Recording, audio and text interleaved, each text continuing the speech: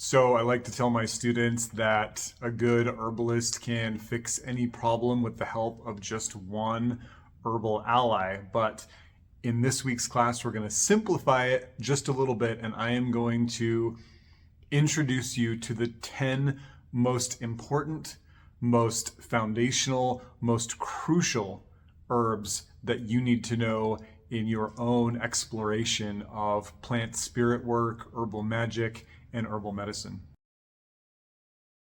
How was that for a setup? I hope you all are excited about where we're going in this week's class. Welcome to another one of our free Friday community offerings. I do these classes every single Friday right here on YouTube. If you haven't taken a moment to subscribe to my channel, please do so. It lets me know you're out there and it helps me engage more directly with the folks who love what I'm talking about.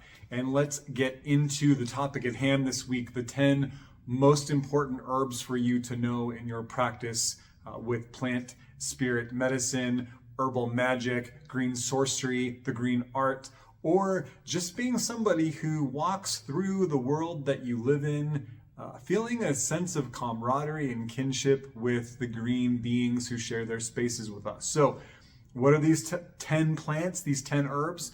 Herb number 1. Just kidding. That's not the direction we're going today. We're going to take a little bit of a sidebar. The 10 most important plants for you to know are the 10 plants that show up the most consistently around where you live. That's right, folks. This is another invitation, a gentle reminder, a little loving nudge in the direction of bioregional plant spirit work, meaning that the plants who thrive in the places where you live are already in reciprocal relationship with you and your community.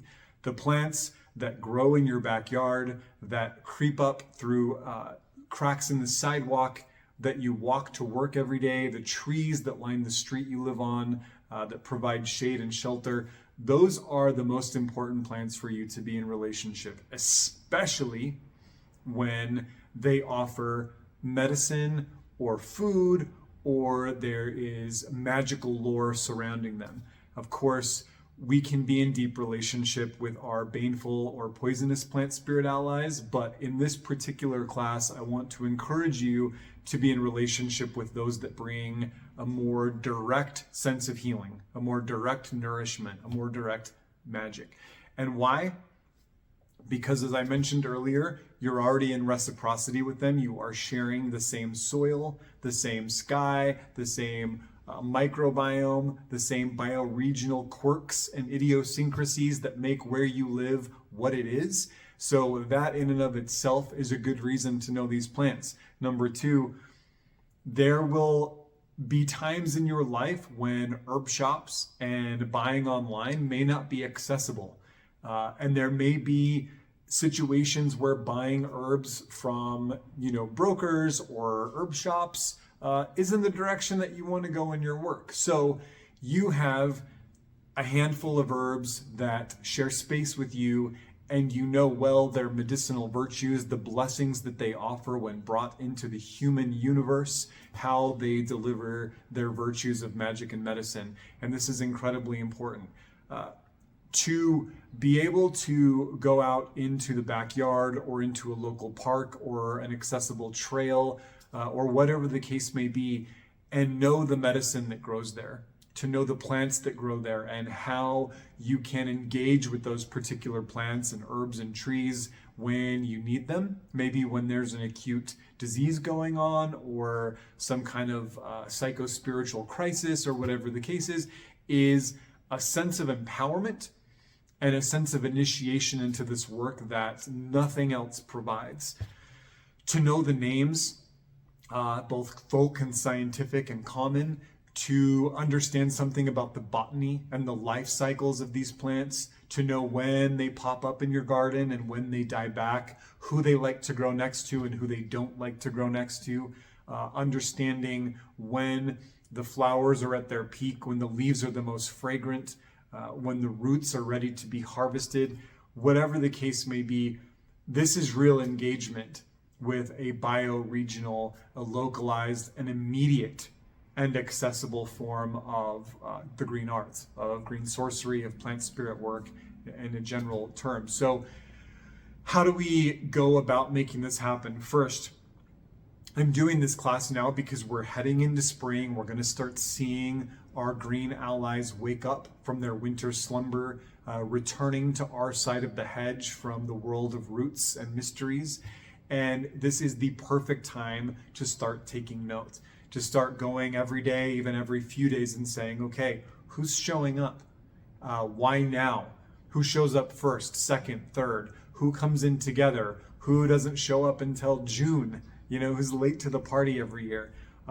This is the perfect opportunity to start learning how the plants move from their world into our world. And from there, we get to start the very nerdy process of really solid identification, right? Really knowing who's around us. Maybe you've got 3 or 4 different kinds of grass in your backyard, in addition to the weeds, the volunteer trees, and then the plants that you've intentionally planted that keep coming back year after year. They've become naturalized to that space. They like it there, so they keep coming back.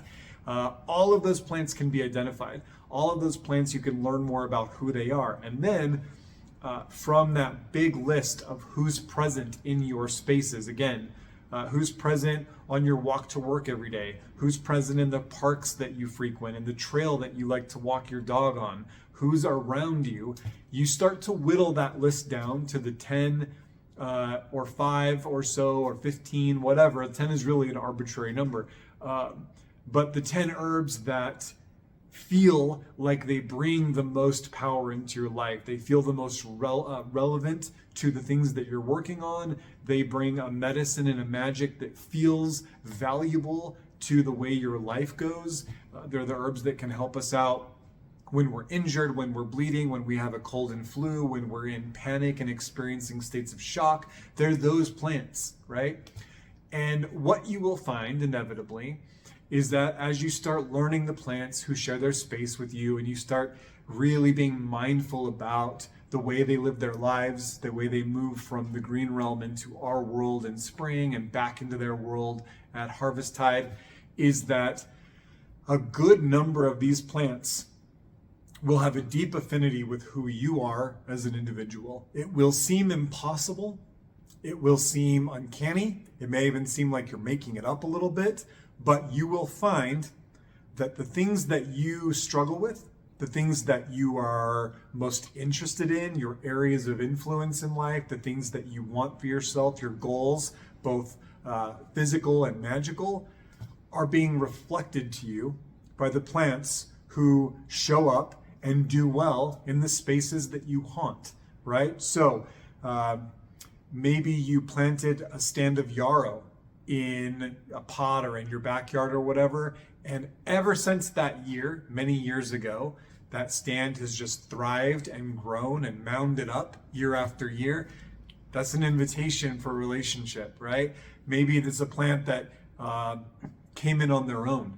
You didn't put them there, but they grow and they do well, they thrive.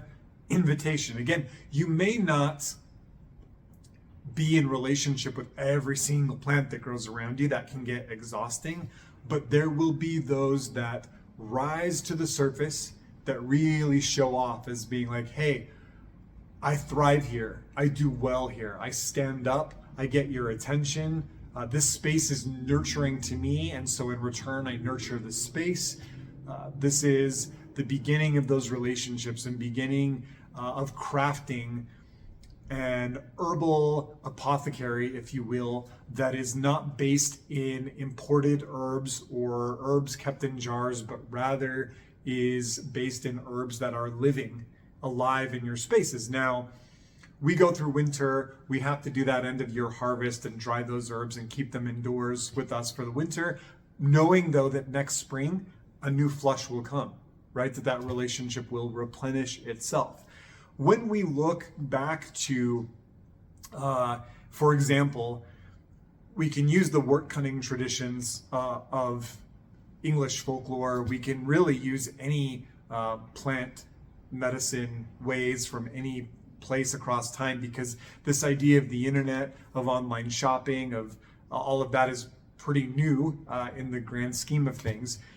We find that herbalists, cunning folk that were working herbal magic, plant lore keepers, were folks who were in relationship with the plants they had access to, right? Because there wasn't really another option. There was no storehouse of herbs on the internet to order. And so every problem that needed to be solved had to be solved with the plant spirits who showed up in the time and place where you were. And so you had to be in deep personal relationship with those plants to understand how each of them could be invoked or evoked or called in to situation in order to be helpful, in order to help with what we need. One of the first things that people will say when I sort of bring up these ideas of bioregional plant work is, well, what if, where I live, there's no antiseptic herbs? I don't have the usnea, I don't have golden seal or echinacea or andrographis. I don't have any of these plants, so I don't have any plants to turn to when there's an infection or a cold or a flu. To that I say, we have to step out of the reductionist way of looking at plants, that only antiseptic plants somehow have the power to help protect us and heal us from invading pathogens. That the deeper you look into weedy plant lore, the plant lore of weeds, of the plant lore of the plants that love to be where you are, you will find herbs that at least in passing have some accolade for their ability to help us out of those acute sticky situations. Similarly, here where I live in the high desert, people deal with a lot of respiratory stuff. It's very dry here. We get inversion, so the air quality gets very poor.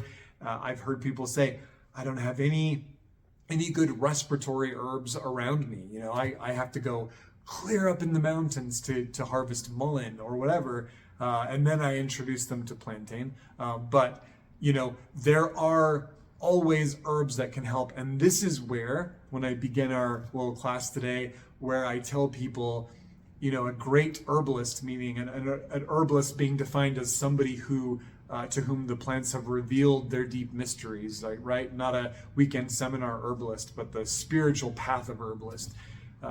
That a great herbalist can do everything, fix everything, harmonize everything with one plant. That's why this is the tip of a mystery iceberg that goes far beyond the scope of this class, but I'm gonna plant that seed in the fertile soil of your heart, that when we are in deep relationships with plants, the lists of what those plants are able to do, the virtues they bring, the medicine and magic they offer, gets bigger and bigger and bigger and starts rippling into more and more aspects of our life. So with a wink and a nod, that's a little edge into where some of our deeper aspects of this work goes. So the 10 or 15 or 5 or 1 most important plants that you can be allied to in your work with the plant spirits, there you go.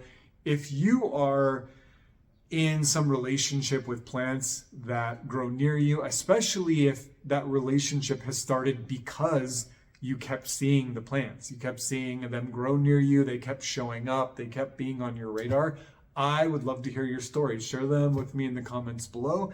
If you want to get access to our advanced classes, our initiatory level offerings, our recurrent courses, Q&A videos, vlogs, special offerings, come join the community over on Patreon, where you can enter into relationships of reciprocity with me and with other folks teaching, and we can go deeper into the green mysteries together. And with that, I wish you peace and plenty. I'll see you next time.